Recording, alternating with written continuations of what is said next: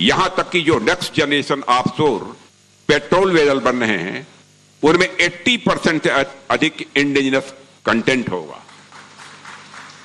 और यह दिखाता है कि हम विदेशी डिपेंडेंस को तेजी से कम कर रहे हैं।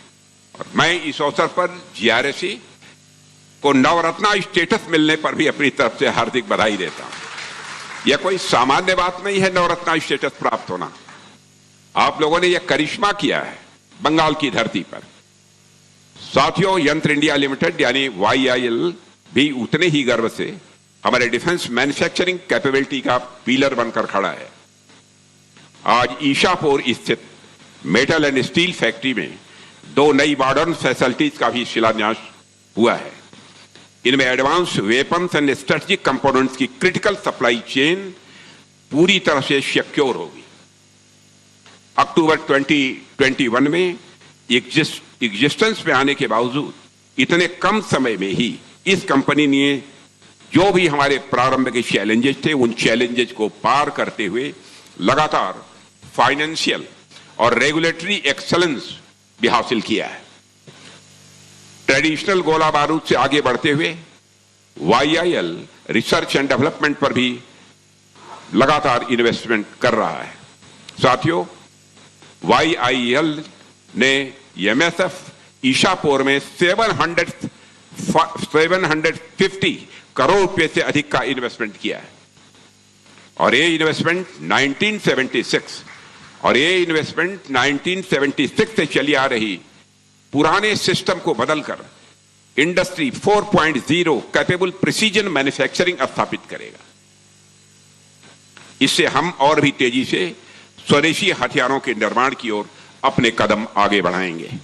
साथियों, स्वदेशी हथियार हमारे लिए कितने जरूरी हैं इसका उदाहरण हमें ऑपरेशन सिंदूर के दौरान देखने को आपको मिला होगा। केवल भारत को ही नहीं, भारतवासियों को ही नहीं, सारी दुनिया को देखने को मिला है। ऑपरेशन सिंदूर के दौरान दुनिया ने भारत के इंडिजिनस स्वदेशी हथियार प्रणालियों की क्षमता को भी देखा है। और आगे भी रक्षा मंत्रालय के साथ हमारे लैब्स, हमारे पब्लिक सेक्टर अंडरटेकिंग्स और प्राइवेट स्टेक होल्डर्स मिलकर अपनी सेनाओं को इंडिजिनस प्लेटफॉर्म से लैस करने में कोई कसर नहीं छोड़ेंगे। यह बात मैं विश्वास के साथ कह सकता हूं। और हमने यह साबित किया है कि आत्मनिर्भरता यह हमारी केवल पॉलिसी नहीं है। आत्मनिर्भरता बैटलफील्ड कैपेबिलिटी का एक मल्टीप्लायर है। और इस पहल में GRC तथा यंत्र इंडिया लिमिटेड की भूमिका अत्यंत महत्वपूर्ण होने वाली है। साथियों, आज जब मैं आप सभी के बीच इतने महत्वपूर्ण अवसर पर यहां उपस्थित हूं तो मैं अपने कुछ विचार और भी आपके सामने साझा करना चाहूंगा। वह यह, आज जब हम एक पॉजिटिव थिंकिंग के साथ आत्मनिर्भरता के रास्ते पर बढ़ रहे हैं तो मुझे लगता है कि शिप बिल्डिंग सेक्टर में कैपेसिटी पैराडॉक्स को भी ध्यान में रखना होगा।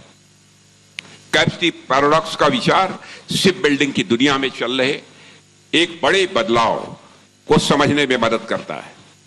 जैसे आप देखिए कि दुनिया भर में जहाजों की मांग लगातार बढ़ रही है, चाहे वह नेवल शिप्स हों, कमर्शियल कार्गो वेसल्स हों, ऑयल टैंकर्स हों, लॉजिस्टिक शिप्स हों, फिशिंग वेसल्स हों, पॉल्यूशन कंट्रोल वेसल्स हों या ऑफशोर प्लेटफॉर्म्स हो। हर कैटेगरी में डिमांड बढ़ रही है। समुद्री व्यापार भी तेजी से बढ़ रहा है। हमारी नौ सैनिक शक्ति का विस्तार भी तेजी से हो रहा है और समुद्री सुरक्षा की चुनौतियां भी बढ़ रही हैं। यानी डिमांड साइड पर कोई कमी नहीं है। दूसरी तरफ मैं आपका ध्यान आकर्षित करना चाहता हूं, UK, USA, नीदरलैंड और फ्रांस जैसे ट्रेडिशनल जहाज बनाने वाले जो देश रहे हैं उन्होंने कॉलोनियल एरा में शिप बिल्डिंग के बल पर ही अपनी कॉलोनी स्थापित की थी। लेकिन पिछले कुछ डिकेड्स में ये देश अपनी शिप बिल्डिंग कैपेसिटी को धीरे धीरे अब कम करते जा रहे हैं। कम कर रहे हैं या कम हो रहा है यह एक दूसरा विषय है, पर इतना जरूर है कि इनकी शिप बिल्डिंग कैपेसिटी धीरे धीरे कम हो रही है।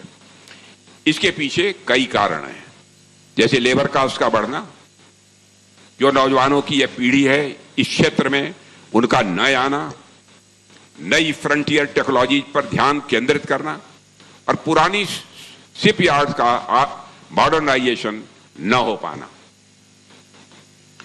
इसका नतीजा यह निकला है कि ग्लोबल शिप बिल्डिंग कैपेसिटी में एक गैप पैदा हो रहा है।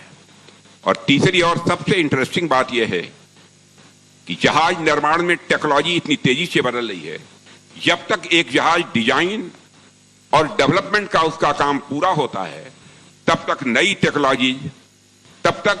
कई टेक्नोलॉजीज आउटडेटेड हो चुकी होती हैं। एक छोटे जहाज को भी डिजाइन से लेकर डिलीवरी तक आने में 5 से 10 साल लग जाते हैं, आप जानते हैं।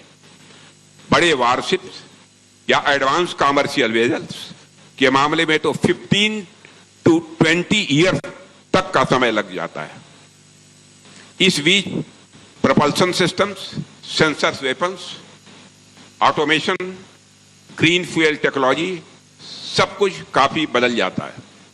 मतलब यह है कि जहाज बनने से पहले ही उसकी कुछ टेक्नोलॉजी पुरानी हो चुकी होती है। यह एक बहुत बड़ा चैलेंज है हम सबके सामने। साथियों, इन तीनों स्थितियों को यदि आप मिला दीजिए, बढ़ती डिमांड, घटती ट्रेडिशनल शिप बिल्डिंग कैपेसिटी और तेजी से बदलती टेक्नोलॉजी, जब इन तीनों को मिलाएंगे तो एक ग्लोबल शिप बिल्डिंग वैक्यूम पैदा हो रहा है, यह कहने में भी मुझे संकोच नहीं है। और यह वैक्यूम 3 क्षेत्रों में सबसे अधिक हमको देखने को मिल रहा है: डिजाइन में, मैन्युफैक्चरिंग में और मेंटेनेंस, रिपेयर एंड ओवरहॉल यानी एमआरओ में। और यही वह गोल्डन पीरियड है, इसे भारत कैप्चर कर सकता है। और मैं कहना चाहता हूं, आप लोगों के बल के आधार पर हम सब इसको कैप्चर करके ही रहेंगे। साथियों, पहली बात डिजाइन की करते हैं। ट्रेडिशनल शिप बिल्डिंग नेशंस के पास जो डिजाइन एक्सपर्टीज थी, आज आप जानते हैं कि वह धीरे धीरे कम हो रही है। नई पीढ़ी क्षेत्र में कम आ रही है। दूसरी तरफ भारत के पास नई पीढ़ी के इंजीनियर्स की बड़ी संख्या है। आईटी टैलेंट्स भी हमारे पास हैं। स्टिमुलेशन और आर्टिफिशियल इंटेलिजेंस कैपेबिलिटीज भी हमारे पास है। हम world class ship design hub बन सकते हैं। और हम सिर्फ दूसरों के डिजाइन पर जहाज न बनाएं, बल्कि खुद नए डिजाइन तैयार करें, पेटेंट्स भी करें और दुनिया को एक्सपोर्ट करें। और यह पूरी तरह से संभव है, डुएबल है, बशर्ते इस पर हम अपना ध्यान केंद्रित करें। दूसरी बात मैन्युफैक्चरिंग की आती है। खास बात यह है कि शिप बिल्डिंग मैन्युफैक्चरिंग के क्षेत्र में ऑटोमेशन का स्कोप कम है। कई developed countries labour intensive ship building से पीछे हट रही हैं, क्योंकि वहां लागत बहुत बढ़ गई है और स्किल्ड वर्क फोर्स की भी वहां पर कमी है। हमारे पास इसके विपरीत स्थिति है। हमारे पास विशाल स्किल्ड वर्क फोर्स भी है, स्टील इंडस्ट्री है, हमारे पास एमएसएमई बेस भी है और अब नई टेक्नोलॉजी अपनाने की हमारे पास विल पावर भी है।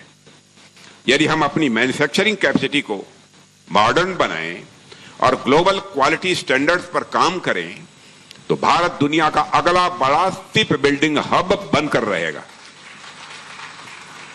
और तीसरा क्षेत्र है एमआरओ यानी मेंटेनेंस, रिपेयर एंड ओवरऑल। मैं इसे एक लो हैंगिंग फ्रूट मानता हूं। एमआरओ में ना तो बहुत अधिक कैपिटल इन्वेस्टमेंट की जरूरत होती है और न ही बहुत अधिक मैन पावर की जरूरत होती है। जहाज बनाने में जो लंबा समय और बड़ा पैसा लगता है, एमआरओ में कम से कम वह नहीं लगता है। बस क्वालिटी, डिसिप्लिन और रिलायबल टाइमलाइन की जरूरत होती है। यदि हम इंडियन ओशन रीजन में शिप रिपेयर और ओवरहॉल का हब बन जाएं, तो फॉरेन एक्सचेंज की बचत के साथ साथ हम हजारों की संख्या में रोजगार भी, एम्प्लॉयमेंट अपॉर्चुनिटीज भी पैदा कर सकते हैं। आज भी हमारे बनाए वारशिप्स दुनिया के कॉन्फ्लिक्ट रीजन से होकर हमारी एनर्जी सप्लाई को सुरक्षित रखने में मदद कर रहे हैं। लेकिन एमआरओ के क्षेत्र में हम और भी बहुत कुछ कर सकते हैं, यह हमारी क्षमता है। मैं चाहता हूं कि जीआरएसी इस दिशा में विचार करे और जीआरएसी इस दिशा में भी अपने कदम आगे बढ़ाए। हालांकि आप सब पहले से इस दिशा में प्रयास कर रहे हैं, लेकिन अब हमें इन प्रयासों को गति देनी होगी और हमें अपने इन प्रयासों में तेजी लानी होगी। साथियों, आज का यह अवसर केवल कुछ इंफ्रास्ट्रक्चर प्रोजेक्ट्स का एक्सपेंशन ही नहीं है, यह ग्लोबल वैक्यूम को भरने की दिशा में एक स्ट्रेटेजिक स्टेप है। जीआरएससी की रायशक फैसिलिटी आपको 200 मीटर लंबे वारशिप बनाने की क्षमता देगी। इससे आप अगली पीढ़ी के डिस्ट्रॉयर्स के लिए भी बिड कर सकेंगे, जिन्हें नेवी भविष्य में बनाने की योजना भी बना रही है। टिम्बर पॉन्ड, हावड़ा और दामोदर कॉम्प्लेक्स की फैसिलिटीज भी जहाज निर्माण की पूरी वैल्यू चेन को मजबूत करेगी। और साथियों, यंत्र इंडिया लिमिटेड की दोनों फोर्जिंग फैसिलिटीज भारी तोपों, नेवल वेपन्स और एडवांस डिफेंस इक्विपमेंट के लिए हाई क्वालिटी मेटल्स भी तैयार करेंगी। इससे हमारे नेवी की ऑपरेशनल रेडीनेस और मैरीटाइम फायर पावर को भी सीधा बल मिलेगा। आप लोग जानते हैं कि हमारे यहां पारस पत्थर की कल्पना की गई है। पारस पत्थर वह होता है कि जिस भी धातु को छू दे वो मेटल सोना बन जाता है। सुना होगा आपने। YAIL भी मैं समझता हूं कि हमारे लिए वह पारस पत्थर ही है। आपके संपर्क में भी जो मेटल आ जाता है, आपके संपर्क में भी जो मेटल आ जाता है, अंततः वह भी सोने से कम नहीं है। आपकी मेटलर्जिकल टेक्निक्स एवं फोर्जिंग टेक्निक्स द्वारा तैयार किया गया आयरन एवं एल्यूमिनियम का मिलिट्री ग्रेड मेटल के रूप में विकसित होता है, जिसकी कीमत सोने से भी कहीं अधिक होती है। साथियों, यह सभी इन्विसेज्ड प्रोजेक्ट्स हमारे इकोनॉमिक डेवलपमेंट से भी जुड़े हुए हैं, सीधे हमारे इकोनॉमिक डेवलपमेंट से जुड़े। और एक जहाज जब बनता है तो उसके साथ हजारों सपने भी आकार ले लेते हैं। जब हम अपने जहाज खुद बनाएंगे, स्वाभाविक है कि हमारे फॉरेन एक्सचेंज की बचत होगी और साथ ही साथ हमारा इकोनॉमिक डेवलपमेंट जो है तेजी के साथ आगे बढ़ेगा। साथियों, जहाज निर्माण से इंडस्ट्रियल डेवलपमेंट होगा, एमएसएमईज को बढ़ावा मिलेगा ही मिलेगा और बड़ी संख्या में डायरेक्ट और इनडायरेक्ट जॉब अपॉर्चुनिटीज भी क्रिएट होंगी।